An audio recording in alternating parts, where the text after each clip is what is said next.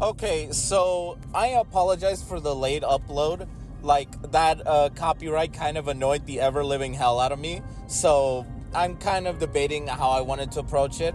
But that's besides the point. This episode is probably, not only is it like the third to last, because we're about to reach the end of My Hero Vigilante, or My Hero Academia Vigilante, but also we are into the end game, everyone, because B user, like the part-timer chick, villain chick, she is not what she seems, because there's so much that was just hit here that now I'm starting to theorize a lot of stuff, because I was interested by how the episode started, kind of like how My Hero Academia starts their episodes, and Midoriya narrating and stuff. Koichi narrating and talking about like the first user being from China kind of threw me off guard. I don't remember that detail, but that's besides the point. The main point I have is I loved it, and I like that he's like, I'm one of the users, or I have a quirk. It made me think Deku's like intros would just be that he got the quirk, he was quirkless and stuff. So I love the little contrast to that. But my main reason for this is because it leads right into Knuckleduster. We actually learn about his whole ordeal, that his wife is in the hospital. She has that bandage in her eye, which is almost exactly like part-timer villain. And not only that, but we get to see what seems to be like the mother, or well, his wife is speaking about like her daughter and stuff, or their daughter, and it makes me think, because now everything's starting to connect, what if the B user, the one we've been seeing as the main antagonist of this season, what if she is the daughter of Knuckleduster? Now, my theory for this is actually what happens a little after Knuckleduster like gets the bad news, and like he's trying to genuinely talk with his wife and trying to like let out all of what's going on. We get to see Soga again. Like, he's my main man. He's getting better. He's basically the Bakugo of this show, but not so much of an asshat that I just get annoyed every time I see him. But well, I guess that's season 1 Bakugo. But anyway, Soga kind of goes. He finds more or less where exactly part-timer villain is supposedly going to school with. Part-timer villain's friends kind of catch on that he's looking for her. One of them randomly like disappears and goes speaks with him, and then all of a sudden, like the way she questions him and then says like, oh, this is probably not worth my time, and then tries to, at first it was funny because he thought she was about to flash him, and then it's revealed that she has bees all over her, and the bees try to attack him, and then Soga's friends come in and save his skin.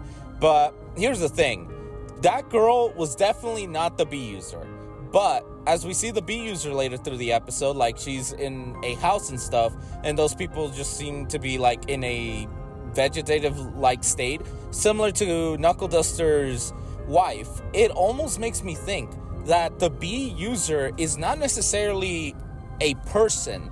Like, it's not like one person who's controlling all the bees. I think the bees themselves are the actual quirk person. Like, they work as a beehive. So I'm thinking there's probably a queen bee somewhere, and it's probably possessing the daughter of Knuckleduster.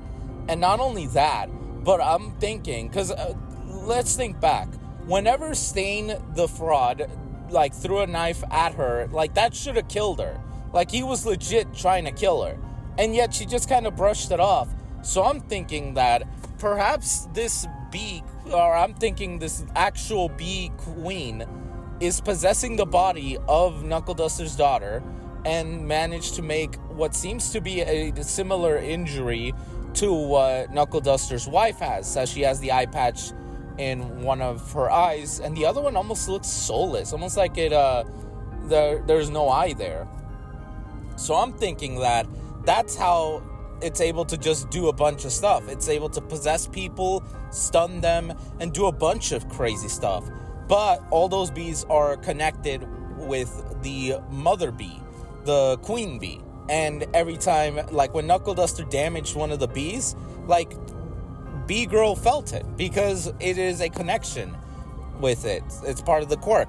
So I'm thinking that something with also showing that bees were around his wife and like the girl was there, it all fits that he was targeted at some point, and unfortunately his wife ended up, well, in the state she's in now, and the daughter, which is now part-timer villain, is being possessed. But that, like I said, that is like a lot of the B plot, because Knuckleduster and Soga are working together, and Knuckleduster is using Koichi and Popstep as bait to try to bait out B user. But I'm also thinking that he does care for them to an extent, because he doesn't want them to actually get involved. Because Soga did question, like, why aren't your pals here? And it's like, nah, they're doing something else. Like, he does put it like they're bait. But I think he doesn't want them involved with this, because they could get hurt, or worse, they could be a part of what's the B users network, possessed and stuff. So Knuckleduster is kind of training them, or mainly training Koichi, and at the same time keeping a specific distance on the main core thing, which was getting the drugs out of there. Because all of this stinks that All For One's involved in some way. But Koichi's doing his thing. Popstep gets like an invitation to what seems to be like one of those local events that they're bringing a bunch of like amateur artists and stuff to perform in a like public open area for like the organization. And I find this entire plot interesting. It's just Popstep stuff, like is she really gonna take that jump to become an idol and actually be something more than just a street performer? And not only that, but I just love the interactions between Pop and Makoto, because you damn well know she was super pissed off that Koichi's idea of helping is bringing Makoto into the mix. Now, granted, this was the best choice he did, because Makoto knows what she's doing. She even got permission from Captain Celebrity, which we get to see. Dude is honestly funny, but anytime I see him, I genuinely am enjoying anytime he's shown. But my whole thing is that with Makoto, she basically is able to, well, she easily figures out that Popstep is Popstep because of that little trick of her telepathy kind ability. But anyway, she's able to figure out that it's Popstep, and then not only that, Popstep gets even more mad at Koichi because she thinks that he ratted her out. But the way Makoto kind of does everything is so badass that I just don't really have much words other than the fact that holy fucking shit, real celebrity agents must be doing this kind of shit, because that's probably, well, at least the competent ones, but that's probably how celebrities get like all their stuff done.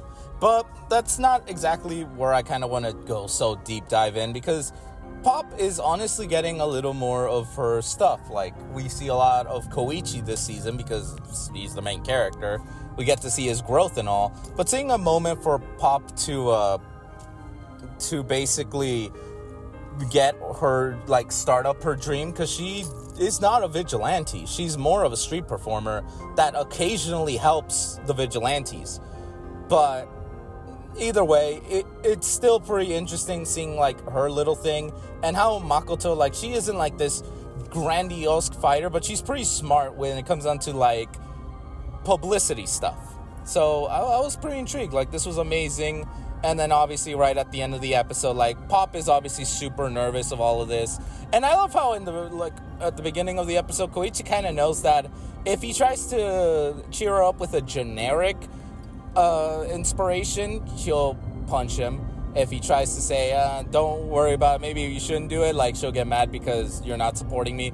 Exactly what she thought she would say is what she said, and punched him, because he genuinely was trying to cheer her up, but it was generic in her eyes, and I guess in her hearing, and she punched him for it.